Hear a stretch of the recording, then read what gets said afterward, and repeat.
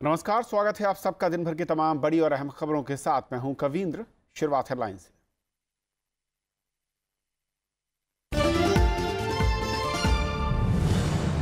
नागालैंड और मेघालय में मतदान पूरा।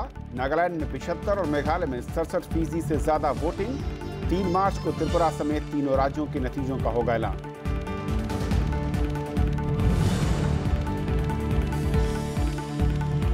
श्रीदेवी की मौत की जांच पूरी कर दुबई पुलिस ने बंद किया केस। परिवार को सौंपा गया पार्थिव शरीर। बाथटब में डूबने से हुई थी मौत।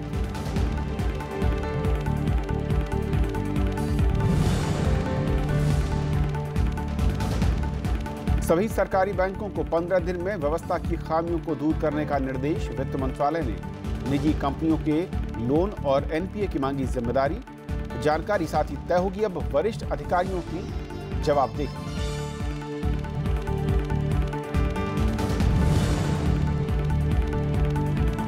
वित्त मंत्री का ग्रामीण इलाकों में बुनियादी ढांचे के विकास पर जोर।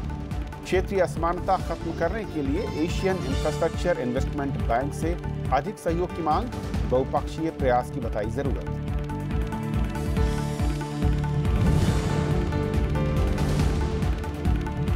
मालदीव ने ठुकराया साझा नौसैनिक अभ्यास का भारत का प्रस्ताव। 16 देशों की नौसेनाएं लेगी हिस्सा।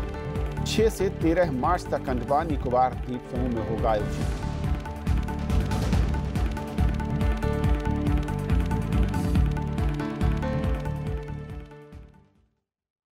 और शुरुआत विधानसभा चुनाव से जुड़ी खबरों के साथ।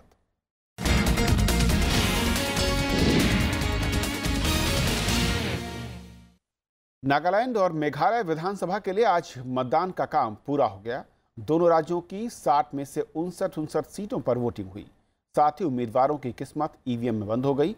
3 मार्च को नागालैंड और मेघालय के साथ त्रिपुरा विधानसभा चुनाव के नतीजों का ऐलान होगा।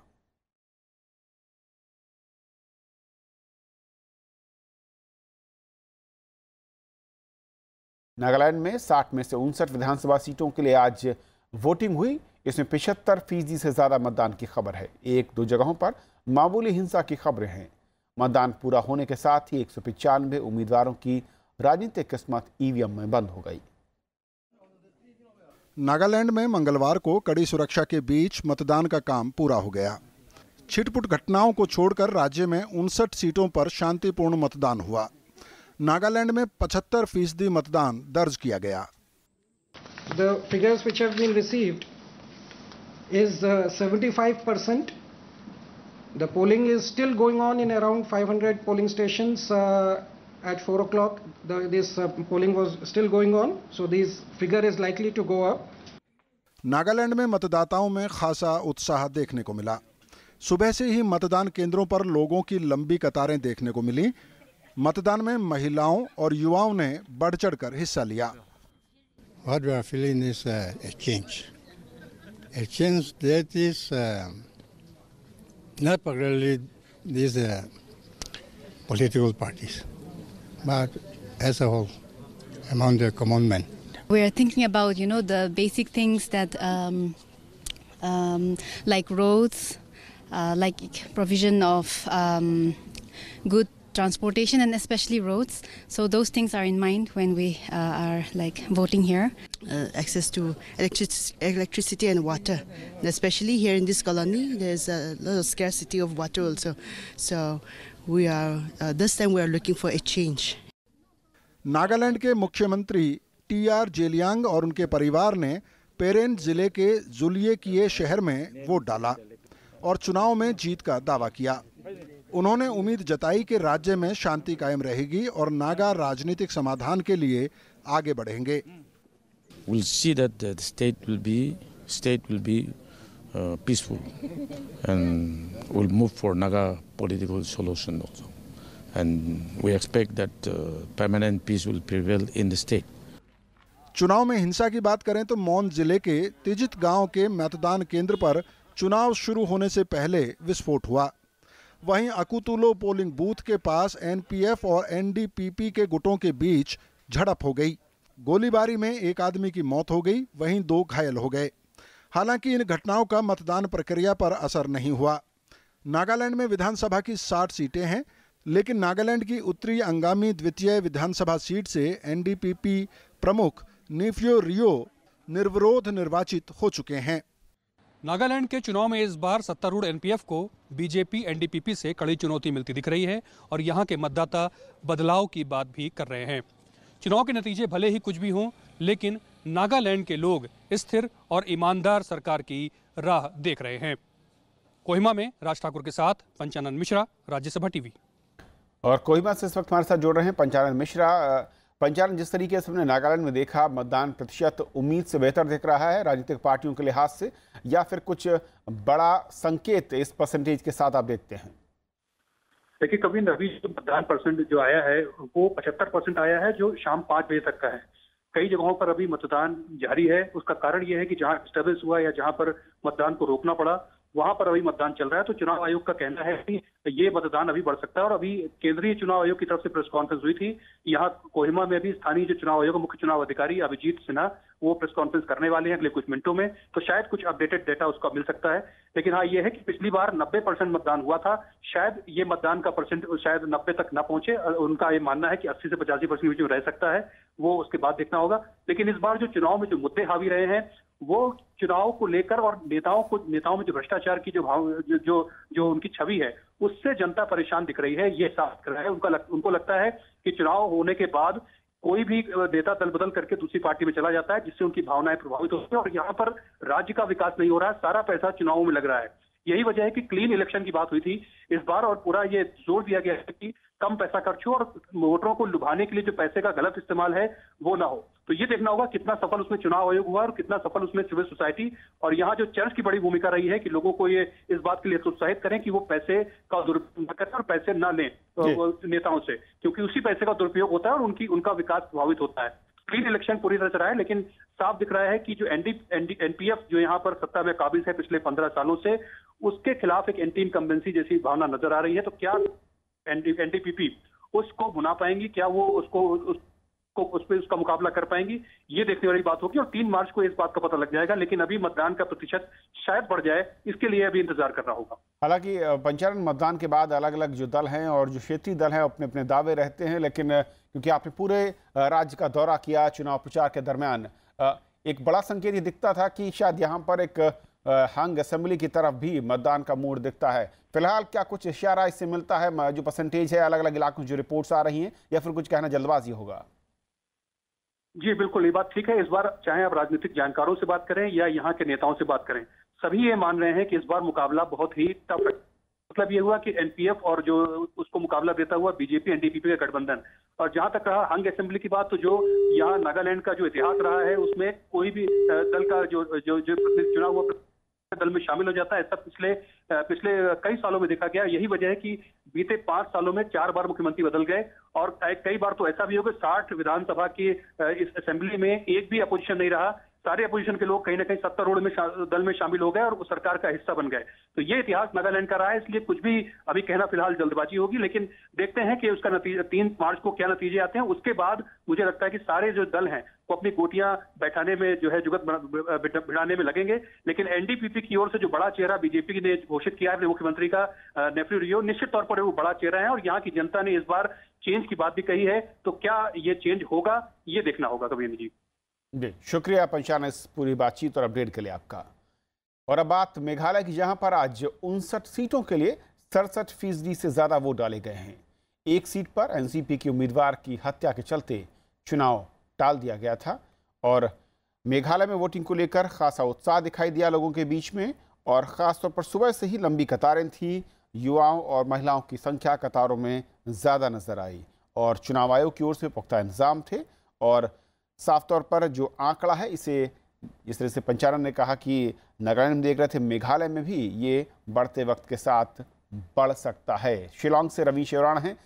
रविंद्र, दिन भर आपने नजर रखी अलग अलग मतदान केंद्रों पर और जो ओवरऑल तस्वीर दिख रही है, 67% फिलहाल मतदान की बात हो रही है, लेकिन इसकी और बढ़ने की उम्मीद फिलहाल, या क्या कुछ खबरें हैं अभी? जी बिल्कुल कविंद्र, इसके बढ़ने की पूरी उम्मीद है। लेकिन जो अभी तक मतदान प्रतिशत आया है और अगर इसको पिछले 2013 के चुनाव के साथ कंपेयर किया जाए तो थोड़ा सा मत प्रतिशत काफी कम दिख रहा है, ये थोड़ा निराशाजनक है। और हो सकता है इसका सबसे बड़ा कारण यही अभी तक जो माना जा रहा है कि जो हिंसात्मक घटना घटी थी 18 फरवरी को, जिसमें एक उम्मीदवार एनसीपी के उनको अपने जान से हाथ धोना पड़ा था, शायद वो कहीं न कहीं इस पूरे चुनाव का भी एक बड़ा मुद्दा था। और कानून व्यवस्था का जो मुद्दा है वो लगातार बीजेपी अपने जो प्रचार था उसमें लगातार उठाती रही थी। तो अब जिस तरीके से वोट प्रतिशत में कमी आई है, कहीं न कहीं ये बात कही जा सकती है कि जो घटना घटी थी उसका असर इस चुनाव पर रहा। और चुनाव आयोग, केंद्रीय अर्धसैनिक बल और पुलिस जो थी यहाँ पर, वो कहीं वोटर्स को इस तरीके से भरोसा दिलाने में शायद उतना कामयाब नहीं हुआ जितना कि उम्मीद लग रही थी। जिस तरीके से कैंपेन चलाया गया था चुनाव आयोग की तरफ से, हर जगह जगह पर जाके हर गली कूचे चौराहे पर उन्होंने अपने नुक्कड़ पोस्टर बैनर लगाए थे, लेकिन उसका शायद असर कम रहा। और जो भय का माहौल एक बन गया था उसको दूर कर पाने में, क्योंकि वो बहुत नजदीक था चुनाव, केवल 10 दिन पहले वो घटना हुई थी, शायद उसका ज्यादा असर रहा। और क्योंकि दूर दराज का इलाका है कविंद, ये जो मेघालय में करीब 350 किलोमीटर वो दूर शिलोंग से वो घटना घटी थी, और उसके आगे बहुत गहरा जंगल और दुर्गम इलाका है, भौगोलिक उसकी परिस्थितियां जो है वो बहुत खराब है। और क्योंकि बांग्लादेश बॉर्डर पर पड़ता है तो डर का साया उसका एक बड़ा कारण माना जा रहा है। लेकिन अभी अंतिम एक प्रेस कॉन्फ्रेंस यहां पर चुनाव अधिकारी की तरफ से, मुख्य चुनाव अधिकारी की तरफ से होना बाकी है। फिलहाल के जो आंकड़े आए हैं वो, ये आपने सही कहा कि 67% के आंकड़े 67% मतदान है, और जो आपने कहा कि बढ़ सकता है। और देखना होगा कि इन राज्यों में जो मतदान हुआ है वो क्या बदलाव के लिए और क्या स्थायी सरकार इन राज्यों में वापस देखेगी। फिलहाल शुक्रिया आपका इस चर्चा में शामिल होने के लिए। छोटा सा ब्रेक, और ब्रेक के उस पार कुछ और बड़ी खबरें।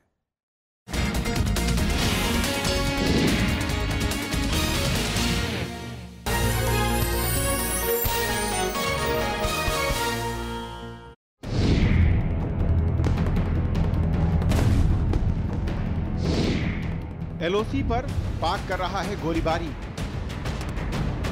सीमा पर कई गांव हुए खाली, भारतीय सेनाएं दे रही हैं माकूल जवाब, पाक के बंकर और चौकियां हुई तबाह, क्यों सीजफायर का हो रहा है उल्लंघन। देखिए देश देशांतर, एलओसी पर साजिश, रात 8:30 बजे सिर्फ राज्यसभा टीवी पर।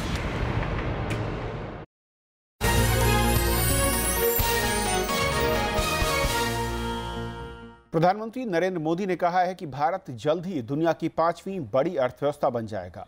दिल्ली में आज दूसरे भारत कोरिया बिजनेस समिट के उद्घाटन के मौके पर उन्होंने ये बात कही। प्रधानमंत्री ने कहा कि कुछ ही देशों में अर्थव्यवस्था के सभी 3 अहम फैक्टर, डेमोक्रेसी, डेमोग्राफी और डिमांड, एक साथ मिलते हैं, और भारत में ये तीनों ही मौजूद हैं। The relationship between India and Korea. Delhi में दूसरे भारत कोरिया व्यापार सम्मेलन में प्रधानमंत्री नरेंद्र मोदी ने दोनों देशों के बीच कारोबारी रिश्ते मजबूत करने पर जोर दिया। उन्होंने कहा कि खरीदने की क्षमता के आधार पर भारत पहले से ही दुनिया की तीसरी सबसे बड़ी अर्थव्यवस्था है और जीडीपी के मामले में जल्द ही दुनिया की 5वीं बड़ी अर्थव्यवस्था बन जाएगा। We are already the 3rd largest economy by purchasing power. Very soon, we will become the world's 5th largest economy by nominal GDP.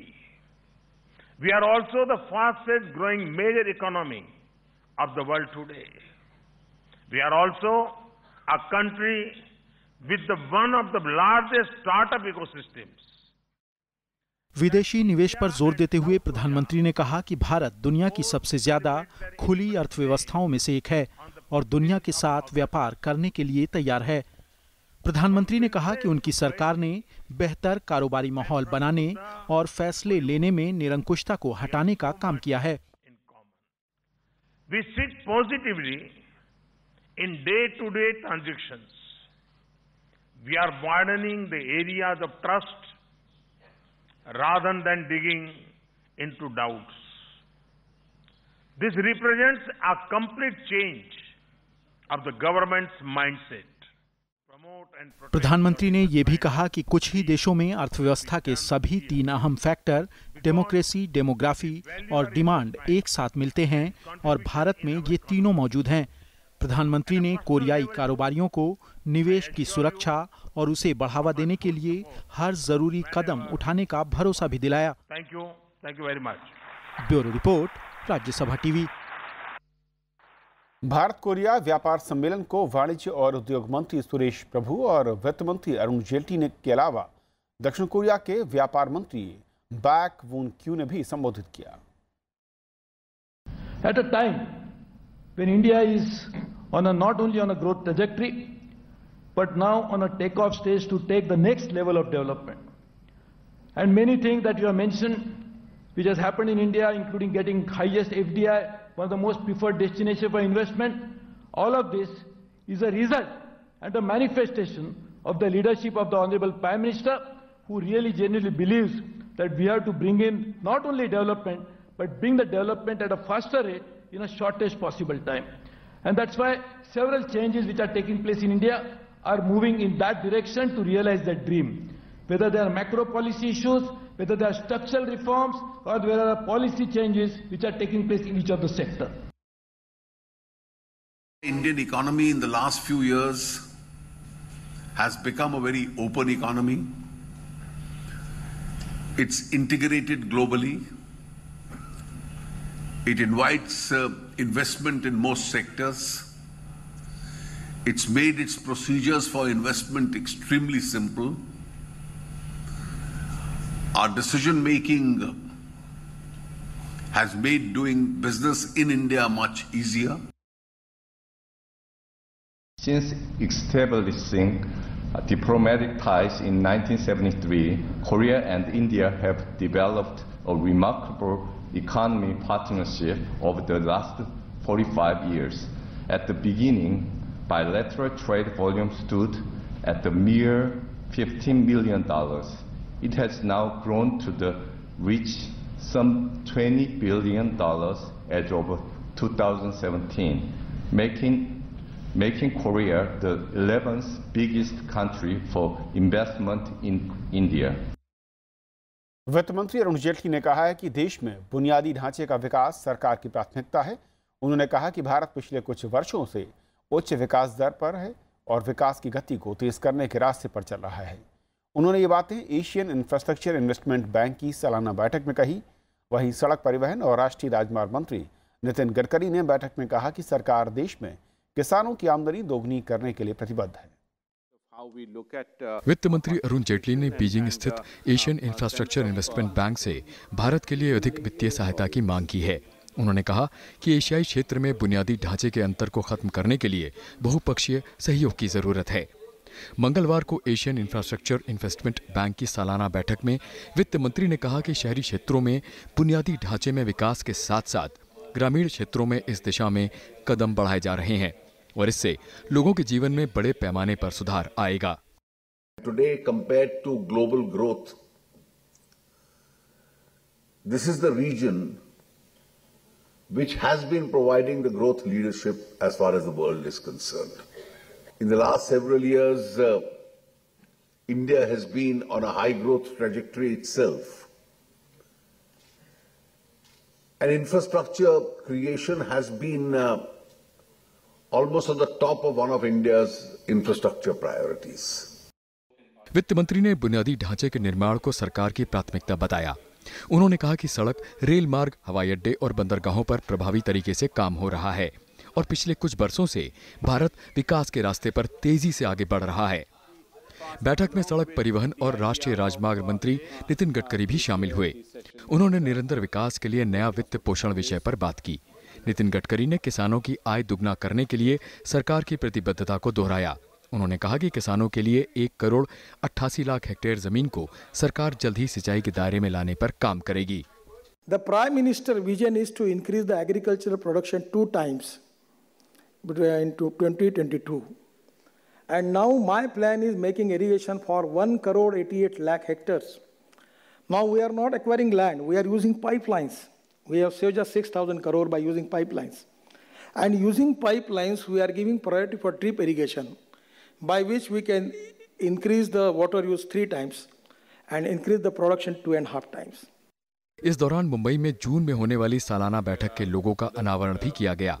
Asian infrastructure investment bank एक अंतर्राष्ट्रीय वित्तीय संस्था है जिसका मकसद एशिया प्रशांत क्षेत्र में बुनियादी ढांचे के निर्माण का समर्थन करना है। पिछले 2 वर्षों में एशियन इंफ्रास्ट्रक्चर इन्वेस्टमेंट बैंक ने भारत में 5 परियोजनाओं को मंजूरी दी है। मोहम्मद फतेह टीपू, राज्यसभा टीवी। प्रधानमंत्री नरेंद्र मोदी ने कहा है कि किसानों के विकास के लिए उनकी सरकार लगातार प्रयास कर रही है। उन्होंने ये भी कहा कि भारत का भाग्य बदलना है तो गांवों का भाग्य बदलना होगा। उन्होंने कर्नाटक सरकार पर निशाना साधते हुए कहा कि कर्नाटक की जनता बदलाव चाहती है।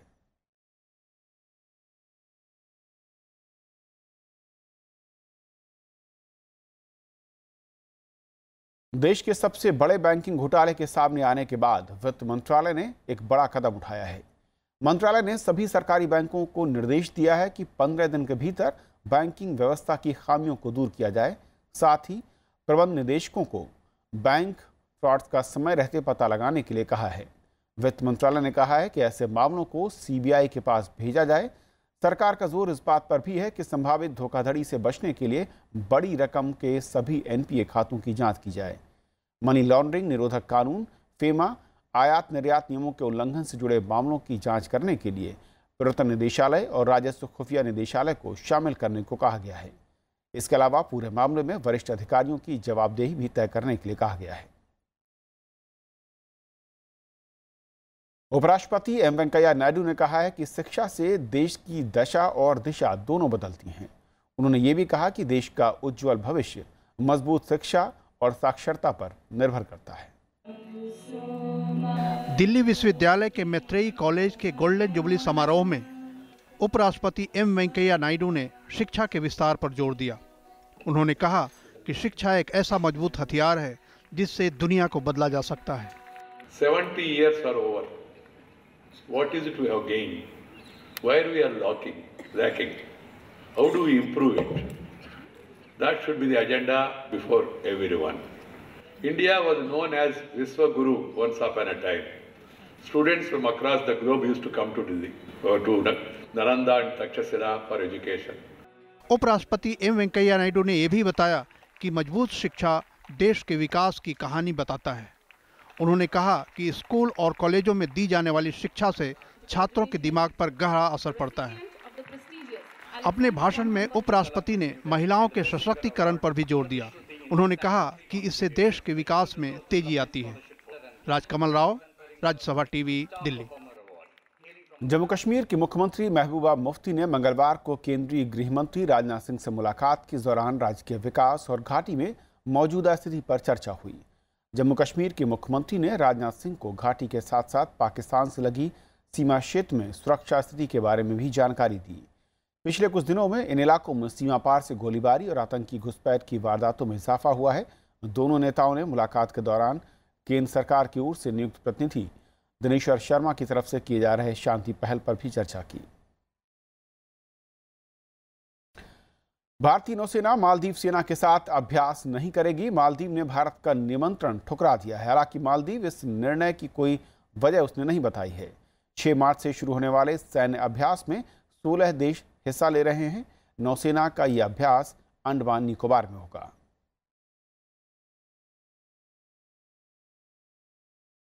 मशहूर एक्ट्रेस श्रीदेवी की मौत की जांच पूरी होने के बाद दुबई पुलिस ने अब केस को बंद कर दिया है। उनके पार्थिव शरीर को परिवार वालों को सौंप दिया गया है। उनका पार्थिव शरीर भारत लाया जा रहा है। उनके अंतिम संस्कार की तैयारियां चल रही हैं। बीते शनिवार को दुबई के एक होटल में बाथटब में डूबने की वजह से उनकी मौत हो गई थी। महान क्रांतिकारी और अमर शहीद चंद्रशेखर आजाद की आज पुण्यतिथि है। अंग्रेजों की पकड़ से हमेशा आज़ाद रहे चंद्रशेखर आज़ाद को देश भर में श्रद्धांजलि दी गई और बुलेटिन के आखिर में आपको छोड़ जाते हैं देश की आज़ादी में चंद्रशेखर आज़ाद के योगदान को आज कैसे याद किया गया। देश के अमर शहीद चंद्रशेखर आज़ाद को देश उनकी पुण्यतिथि पर याद कर रहा है। बचपन से ही चंद्रशेखर आज़ाद के दिल में देश प्रेम का जज्बा था और वो देश को अंग्रेजों से आज़ाद कराने के बारे में सोचते रहते थे। चंद्रशेखर आज़ाद का जन्म 23 जुलाई 1906 को मध्य प्रदेश के भाबरा गांव में हुआ था। उनका असली नाम चंद्रशेखर तिवारी था। 1921 में जब महात्मा गांधी ने असहयोग आंदोलन शुरू किया तो आजाद ने उसमें सक्रिय तौर पर हिस्सा लिया। इस आंदोलन में हिस्सा लेने पर वो पहली बार गिरफ्तार किए गए। जब उन्हें जज के सामने पेश किया गया तो उन्होंने अपना नाम आजाद, पिता का नाम स्वतंत्रता और पता जेल बताया, जिस पर जज ने उन्हें 15 बेतों की सजा सुनाई। यहीं से उनका नाम पड़ा चंद्रशेखर आजाद। महात्मा गांधी के अचानक असहयोग आंदोलन वापस लेने से वो सशस्त्र क्रांति की ओर चल दिए। महज 17 साल की उम्र में क्रांतिकारी संगठन हिंदुस्तान रिपब्लिकन एसोसिएशन में शामिल हो गए। यहाँ उन्होंने रामप्रसाद बिस्मिल और सरदार भगत सिंह सरीखे क्रांतिकारियों के साथ मिलकर आजादी की लड़ाई जारी रखी। आजाद ने विभिन्न क्रांतिकारी संगठनों को मिलाकर हिंदुस्तान सोशलिस्ट रिपब्लिकन एसोसिएशन बनाने में बड़ी भूमिका निभाई। बेखौफ अंदाज वाले चंद्रशेखर आजाद की काकोरी कांड, सेंटर्स की हत्या, सेंट्रल असेंबली में बम फेंकने की क्रांतिकारी वारदातों को अंजाम देने में सक्रिय भूमिका रही, जिसकी वजह से अंग्रेज सरकार को उनकी तलाश थी, मगर वो पकड़ में नहीं आए। 27 फरवरी 1931 को मुखबिर की सूचना पर पुलिस ने आजाद को इलाहाबाद के अल्फ्रेड पार्क में घेर लिया। आजाद ने बहादुरी से अंग्रेजी पुलिस का मुकाबला किया और आखिर में उन्होंने खुद को गोली मार ली और देश के लिए कुर्बान हो गए। उनकी लोकप्रियता से अंग्रेज इतने डरे थे कि बिना किसी को सूचना दिए चंद्रशेखर आजाद का अंतिम संस्कार कर दिया गया था। उनके बलिदान ने आजादी के आंदोलन को और तेज किया और हजारों युवक स्वतंत्रता आंदोलन में कूद पड़े। Bureau report, Rajya Sabha TV.